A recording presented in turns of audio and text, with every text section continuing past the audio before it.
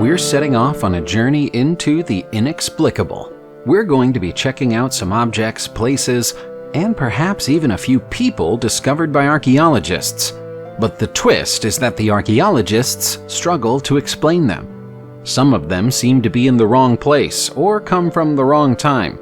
All of these finds have mysteries attached to them, so let's see if we can solve a few. We have to go all the way back to 2010 for the first discovery in this video. That was the year archaeologists found this 2,600-year-old treasure collection in Germany.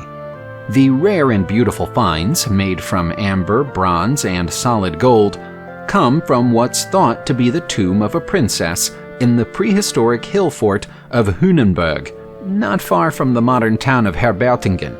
Rather than extracting the artifacts one at a time, the experts cut the entire 80-ton chamber out of the ground and had it taken to a research facility to be studied under laboratory conditions. The treasures vary dramatically in value and size, but the most eye-catching item in the collection is an incredibly well-decorated pearl. What's curious about it is that most of the jewelry in the tomb doesn't come from Germany. Instead, it comes from Italy and further afield, suggesting that there might have been a previously unknown international trade route running through the area between 620 and 480 BCE. Historians have known for a long time that Hoonenberg was one of the most important Celtic sites in Germany, but they didn't realize that it was of international importance. Our next mysterious site is known by many names, including Zorat's Karer and Karahunj. However, it's better known by its nickname, which is the Armenian Stonehenge. In truth, though, it doesn't look much like Stonehenge.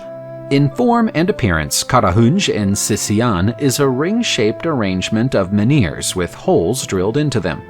Archaeologists and historians have speculated that this may have been a prehistoric astronomical observatory, but that's little more than a best guess. Far more evidence would be required to support such an assertion. There are 223 standing stones at the site, which are thought to have been erected in either the Iron Age or the Middle Bronze Age several thousand years ago. While the observatory theory is the most popular among experts, there's a less well-regarded theory that Karahunj is actually all that remains of the walls of an ancient Armenian city that once existed here. There's no sign of an ancient settlement in the surrounding area, though, so that seems to be a far-flung hope. Whoever created the Armenian Stonehenge chose a stunning hilltop setting for their work, but we might never understand why they did it. Deep in the archives of the British Library is a tiny gold book of prayers that's said to have belonged to Anne Boleyn, the doomed queen and wife of England's notorious King Henry VIII. Legend has it that when she was on the scaffold in 1536 awaiting her execution, she handed it to one of her maids of honor, who passed it down through her family until it was eventually donated to the library during the 19th century. The story is convincing. There's a portrait of Henry VIII in the tiny prayer book, which is known as a psalter, and there are even a few scribbled annotations in the margin that appear to have been made by the Queen herself. Tiny, ostentatious religious artifacts like this one were all the rage in the late Middle Ages, and were purchased by the social elite as a status symbol. Owning such an object was a way of telling people around you that you were both rich and literate. Some of those owners are thought to have been bluffing about their literacy, but Anne Boleyn wasn't. She kept detailed diaries for most of her life. There's nothing quite so revealing in her psalter, but it's still a remarkable artifact. Going rooting through the collections of the world's greatest museums might feel a little bit like cheating, but we're going to make an exception for our next artifact. It's a beautifully carved winged object of uncertain name, and it's a product of either the 2nd or 3rd centuries. The experts in the Met Museum of New York, where the object is housed, think it's probably a counterweight for a harpoon, which is an idea backed up by the fact that it was discovered in Alaska. Historians believe that the object, which is crafted from ivory, was used by a culture that lived on either side of the Bering Sea between Siberia and Alaska almost 2,000 years ago. The symbols and patterns carved into the sides of the counterweight are hard to interpret, but they might be representations of the spirits that the owners of the weights hoped might lend their strength to the harpoon or bring good fortune to a hunting trip. It's thought that items like this were still common in Alaska up until the end of the 9th century, but production suddenly stopped for unknown reasons. Of the few examples that still exist, this one is thought to be the best preserved. We now move from the Met Museum in America to the British Museum, where we're taking a look at this one-of-a-kind cosmetic vessel. From one side, it looks like a perfectly normal seashell. But look on the other side, and you'll see a delicately carved human face. This is a Tridacana squamosa shell, and its head was added by an artist inside a workshop at an unknown location in the Near East. The head isn't the only alteration that's been made to the shell. There's also a pair of winged sphinxes at the edge of the inner side of the shell. Even more amazingly, this isn't a single cohesive shell. It's been painstakingly put together from pieces of other, smaller shells. We don't think it's an exaggeration to call this a work of art, but when it was new 2,600 years ago, it was most likely used as a container for eye cosmetics. If pushed, experts at the British Museum will say that it was most likely created in the Levant before being exported to Italy, where it was discovered in Volci in 1852. The history of fashion tells us that the bra was invented by Mary Phelps Jacob in 1914, but we're here to tell you that the history of fashion is wrong. It was once thought that women had nothing other than corsets to rely on for support in the days before the invention of the bra, but in 2019, a discovery was made in a hidden vault inside Langberg Castle in East Tyrol, Austria, that changed everything. There, down in the darkness, archaeologists discovered a 500-year-old bra. Not only that, but the bra is decorated with lace. This isn't just any old bra, it's sexy lingerie from a time so long ago that Leonardo da Vinci was still alive. The bra wasn't the only thing waiting for the archaeologists in the castle vault. They also found some equally old, equally lacy panties to go with the bra. It's like Victoria's Secret, only it dates to pre-Victorian times. Mary Phelps Jacob can't possibly have known about the existence of this Austrian lingerie when she applied for a patent for her idea in the early 20th century, but it seems that rather than inventing it, she was reinventing something that had somehow been designed, worn, and then forgotten about hundreds of years earlier. Coin discoveries happen so regularly that we don't often bother with them, but we're making an exception for this one purely because of the sheer number of coins that were discovered. This coin collection was found by a farmer named Chang as he tended his land in Shaanxi, western China, in September 2020. The enormous hoard weighs more than half a ton, and every coin in it is around 2,000 years old. Local experts who attended the scene after Zhang reported the discovery say that the coins were minted during the reign of Wang Mang, who briefly seized power from the Han Dynasty between the years 8 and 23 in the 1st century. All of the coins have holes drilled through them, but the size and shape of the holes aren't uniform. Some of the holes are round, others are square, and a third set is spade-shaped. It's likely that the coins were buried deliberately as a means of saving or preserving them. Given that they're associated with Wang Mang, they might even have been buried by somebody associated with him, who didn't want to be caught with the coinage after the Han Dynasty returned itself to power. There are traces of Roman occupation underneath almost every street in some parts of Britain. The truth of that statement was proven yet again in September 2014, when a collection of Roman jewelry was found beneath a department store in Colchester, Essex, during a renovation project. The hoard contains coins, rings, bracelets, and solid silver and gold armlets.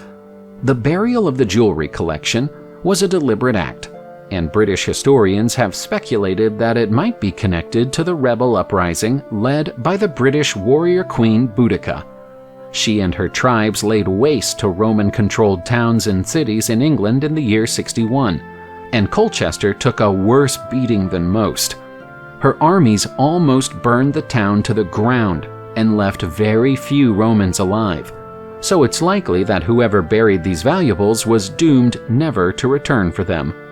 The chances of the find being related to Boudica are increased by the fact that the jewelry was buried beneath a layer of burnt red and black debris from Colchester's former Roman walls, which were breached and then destroyed during Boudica's 2-day siege. We've already seen one amazing coin discovery in China, but we're going back for another one.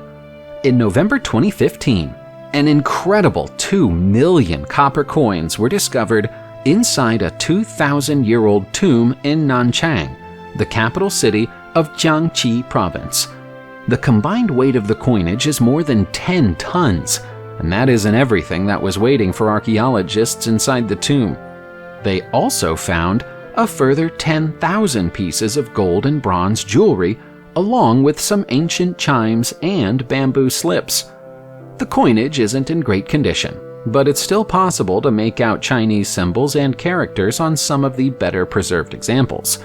Considering the level of opulence on display within the tomb, officials are confident that this is the final resting place of Liu He, the grandson of Emperor Wu.